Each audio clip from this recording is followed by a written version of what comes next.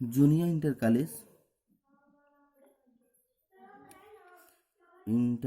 College Mehda Deoria class 12 inorganic chemistry जानेंगे।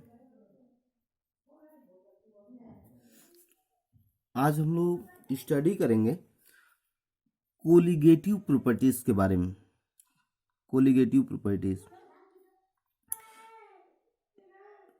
Properties होती क्या है, तो हम डिफिनीशन के हिसाब से इस तरह लिखेंगे। Colligative properties for any homogeneous solution.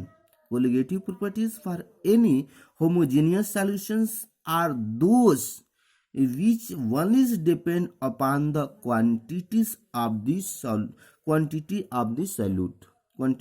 solute।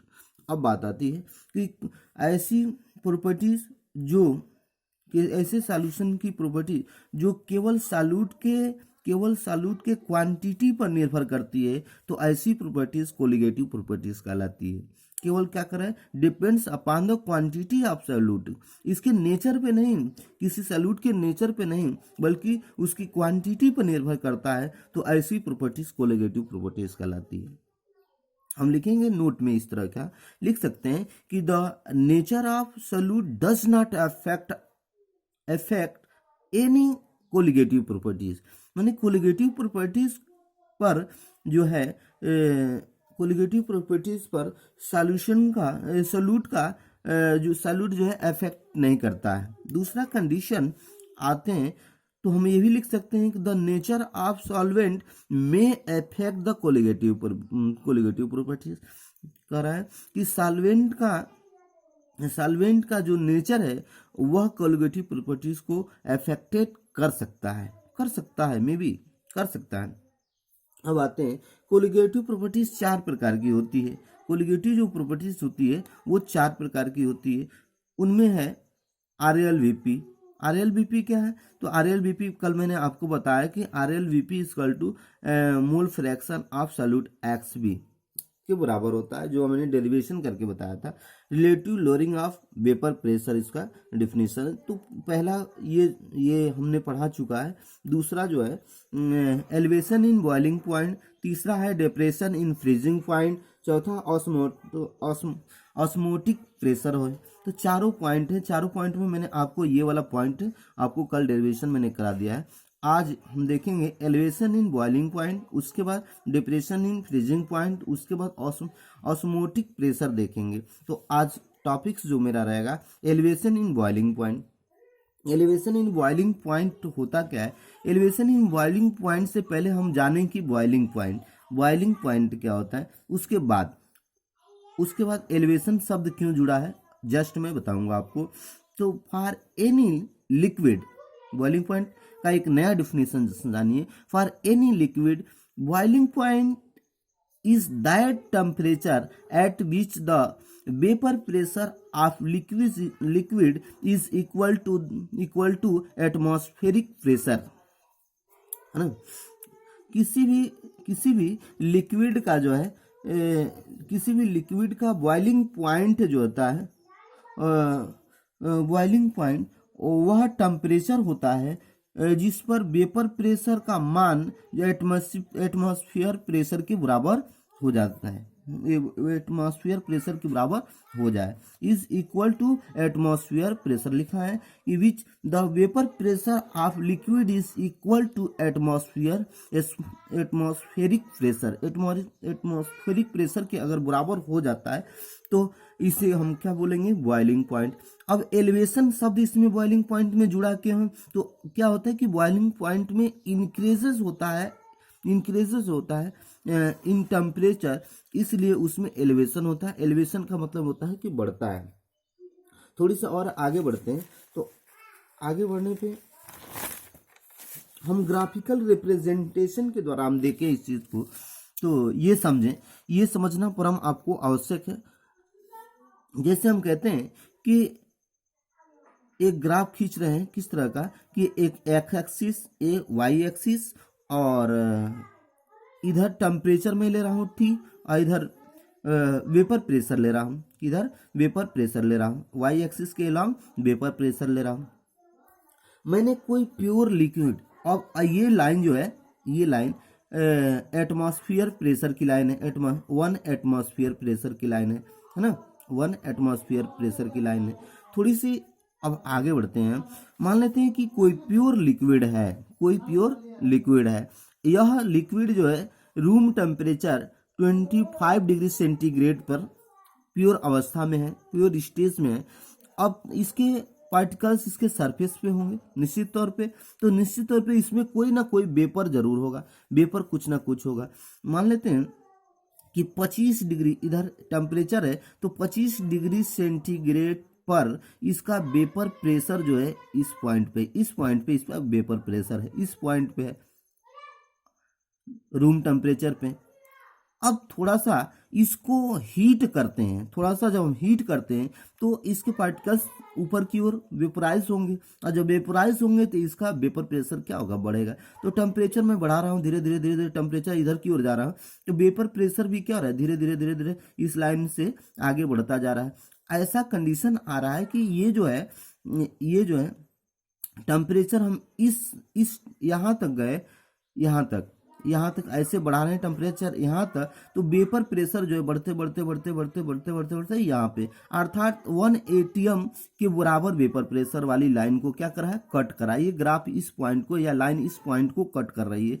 इस पॉइंट पे ये टेम्परेचर क्या है, तो इसी पॉइंट पे जिस पर एटमॉस्फेयर 1 एटमॉस्फेयर प्रेशर पे ये लाइन कटे वेपर प्रेशर के हिसाब से, इस वेपर प्रेशर का ग्राफ इस पे जाकर के 1 atm पर काटे, तो इसी पॉइंट पर जो टेम्परेचर होता है वही उसका क्या होता है, बॉइलिंग पॉइंट होता है, वही क्या होता है, बॉइलिंग पॉइंट। तो ये जाकर के लाइन यहाँ पे काटी 1 atm एटमॉस्फेयर वाली लाइन को, तो ये जो इस पॉइंट पर अगर ऐसे पॉइंट खींचें तो ये पॉइंट जो होता है बॉइलिंग पॉइंट होता है। अब दूसरी बात आती है कि अगर इस सॉल्वेंट में थोड़ा सा कोई सॉल्यूट अगर डाल देते हैं, थोड़ा सा सॉल्यूट जब डालते हैं उस कंडीशन में क्या आ रहा है, तो सॉल्यूट जब डालते हैं तो टेम्परेचर तो रूम टेम्परेचर ही है, लेकिन इसमें जब कोई सॉल्यूट डालते हैं तो इसका वेपर प्रेशर क्या हो जाता है, कम हो जाता है। निश्चित तौर पे वेपर प्रेशर कम होगा,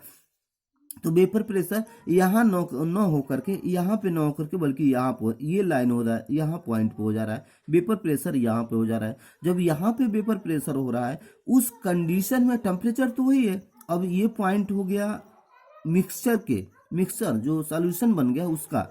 अब इस पे बॉइलिंग पॉइंट कैलकुलेट करना है, इसके लिए बॉइलिंग पॉइंट करूँ कि इसके लिए बॉइलिंग पॉइंट मिक्सचर का क्या होगा या सॉल्यूशन का क्या होगा।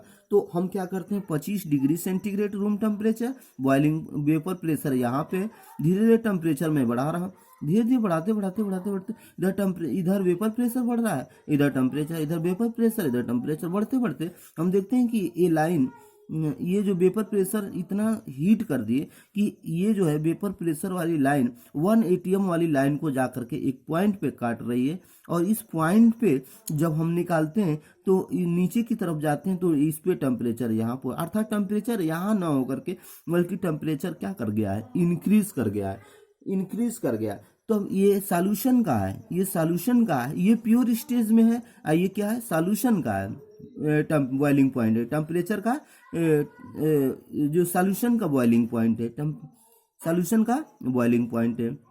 अब चेंज कितना हुआ, तो प्योर स्टेज में तो ये था जब हम कोई भी मिक्सचर अगर सॉल्वेंट मिलाए हैं तो उसका बॉइलिंग पॉइंट है, बॉइलिंग टेम्परेचर क्या हो गया, ये हो गया, अर्थात तब जाके 1 atm वाली लाइन को यहाँ पे काट रहा है। तो चेंज कितना हुआ, चेंज यहाँ से और यहाँ तक हुआ।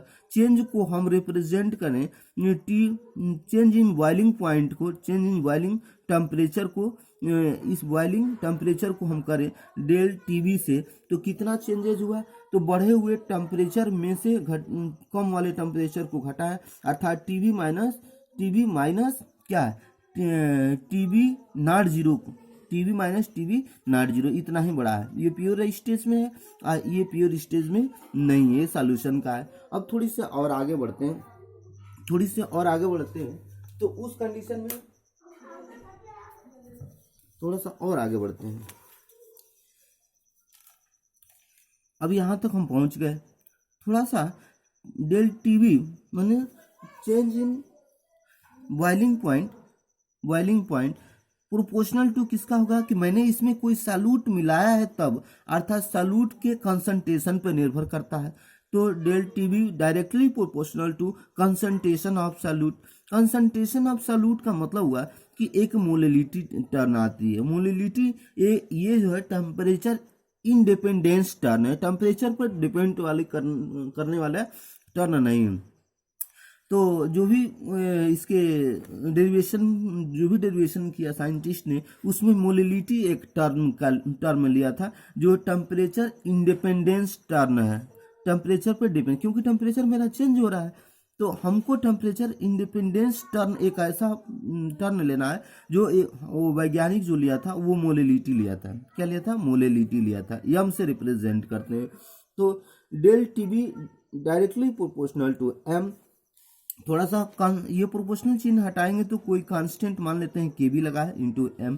केबी को हम बोलते हैं क्या है कि molal elevation constant of solvent, molal constant of solvent बोलते हैं। थोड़ी सी बात आती है, एलिवेशन क्या है ये भी जान लें। यहाँ के बाद मैं ये भी जानना चाहूंगा कि एलिवेशन शब्द क्या है। तो क्या कर रहा है? इंक्रीज इन बॉइलिंग पॉइंट हो रहा है, इसीलिए एलिवेशन, इंक्रीज की वजह से एलिवेशन शब्द का यूज किया गया। तो अब मैं यहाँ चलूँ, Kb equal to molal elevation constant of solvent है। और थोड़ा सा मोलिलिटी की होता क्या है, तो number of moles of solute बटे मोल्स ऑफ सॉल्यूट पर केजी, ये होता है मोलिलिटी होता है। अब ये क्या है? नंबर ऑफ मोल्स क्या होते हैं? तो वेट बटे molar mass I into weight of पर केजी ऑफ सॉल्वेंट होता है, पर केजी सॉल्वेंट। थोड़ी सा और आगे बढ़े तो इसको W बटे mm इंटू W पर केजी होता है। ये जो है केजी में है, इसको ग्राम में चेंज कर दें, तो ग्राम में चेंज करें तो कांस्टेंट, तो तब इसका मान उठा करके हम इसमें रख दें, इसमें तो केबी इंटू W बटे mm इंटू, आइए ग्राम में बदल दिए, केजी है तो ग्राम 1000 से गुणा कर दिए और ये बदल गया क्या? ग्राम में बदल गया। अब ये पूरा डेरिवेशन हमारा तैयार हो गया कि चेंज इन बॉइलिंग पॉइंट ये इक्वल टू इतना होगा, जो हमारा एक फार्मूला है। अगला टॉपिक्स जो हम स्टडी करेंगे वो जो टॉपिक्स होगा उस टॉपिक्स कोलिगेटिव प्रॉपर्टीज में होगा डिप्रेशन इन फ्रीजिंग पॉइंट, उसके बाद होगा ऑस्मोटिक प्रेशर। तो हम अगला टॉपिक्स अगले लेक्चर में डिप्रेशन इन फ्रीजिंग पॉइंट पढ़ेंगे। Thanks very much. बच्चे इसको नोट करें और अच्छे से कॉपी में और तैयार करें। Thanks very much to you all student of Juniya inter college Nera Deoria.